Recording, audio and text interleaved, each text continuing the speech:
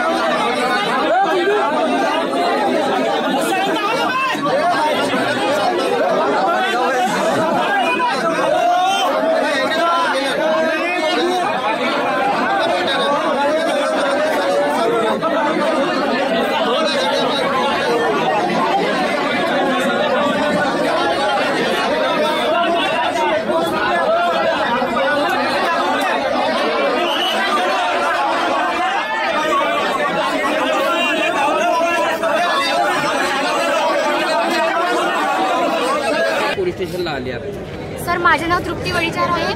मी इथे ऑर्डनन्स फॅक्टरीमध्ये करत आहे, अप्रेंटिसशिप करत आहे, ट्रेड अप्रेंटिस AOCP आहे माझा. आणखी आम्ही इथे मागणी करीत आलो की आमच्यासोबतचे 2 मुले गेलेले आहेत. एक आहे अंकित बारे आणि आणखी दुसरा आहे सुनील कुमार यादव. ह्या दोघांचा जीव गेलेला आहे. सुनील कुमार यादव जे आहे हॉस्पिटलमध्ये ऍडमिट आहे. त्याचं काय होईल आता ते आम्ही काही गॅरंटी देऊ शकत नाही. त्याचे जीवन वाचेल बी तर तो काय करेल, त्याचे हात पाय काय झाला, हड्डे वगैरे पूर्ण क्रॅक झाले असेल. फॅक्टरीवाल्यासाठी फक्त अप्रेंटिसशिप वाले गेले, त्यांच्या गरजेसाठी त्याचा जीव गेला, कमावणार आहे, त्याच्यासाठी रोजी रोटा करणार आहे, त्यांच्या ज्याच्याकडचे जीव गेले. फॅक्टरीवाले भरून देणार आहेत का? 2 जानेवारीला जे मीटिंग झाली होती त्या मीटिंग मध्ये सुनील यादवने आमच्यासाठी आवाज उठवला होता.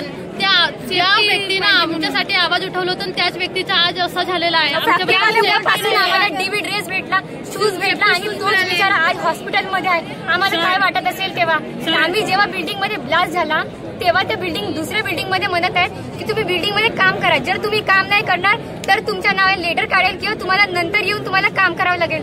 हे काय आहे का सर? जेव्हा एका मुलाची ट्रेनी आहोत सर, आम्ही काही लेबर नाही आहोत सर. आमच्याकडून टार्गेट नुसार काम घेतलं जातो सर. तुम्ही काम कराल तर ठीक, नाही तर तुम्हाला काढला जाईल. हा कुठला आहे? हे कोणती उद्धट भाषा आहे? गोष्टीला आम्ही जर आमचे प्रॉब्लेम घेऊन गेलो तर ते काय बोलतात, त्यांचे एज्युकेशन पाहून ते लेवल पाहून काय बोलतात, तुम्हाला पटत असेल तर तुम्ही करा, नाही तर तुम्ही रिझाईन लेटर द्या ना, बाहेर निघा. आम्ही म्हणतो आम्ही देतो रिझाईन, मग तुम्ही आम्हाला रिटर्न द्या ना. आमचे काही आणि एक सांगा म्हणा, ज्यांच्या आज दोघांचा जीव गेला त्यांना काय भेटणार आहे? परमनंटवाल्यांना भेटते तरी त्यांना काय भेटणार? काय भेटणार आहे?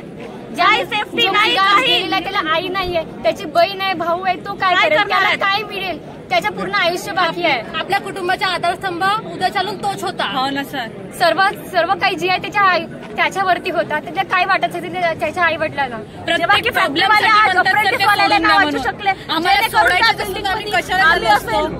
जेणेकरून उद्या आम्ही त्या बिल्डिंगला असेल, आमच्या होईल तर आमचे मायबाप काय करणार?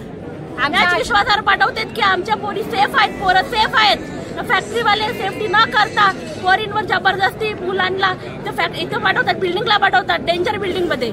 आज आम्ही फॅक्टरीमध्ये आलो, आमचे आई बाबा पण विचार करत असतील की माझी मुलगी आहे, सेफ आहे, पण त्यांना काय माहिती इथे काय होते काय नाही होत म्हणून. आणि सीजीएम सर बोलतात की फिरायला गेले होते. फिरायला जायचं असं तर बाहेर पण जाऊ शकता.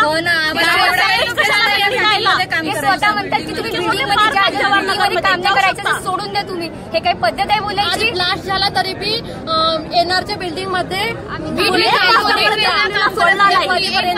सोडलं नाही सर. प्रत्येक गोष्टीसाठी बोलतात बिल्डिंग मध्ये सर, प्रत्येक गोष्टीसाठी बोलतात की वरची ऑर्डर आहे. प्रत्येक गोष्टीसाठी कोणती गोष्ट झाली की वरची ऑर्डर आहे. मग आता हे झालं तर मग काय वरची ऑर्डर होतं का सर? जीएमची ऑर्डर होतं का? मग लास्ट व्हायसाठी जीएमची ऑर्डर पाहत असतील. हे मग अप्रेंटिस पाठवलं, मग जीएमनीच पाठवलं सर. मग आताच आपल्याला कळतोय ना कोणी पाठवलं, कोण चुकलं नाही यामध्ये ना. आता बोलायचं होतं आणि आले.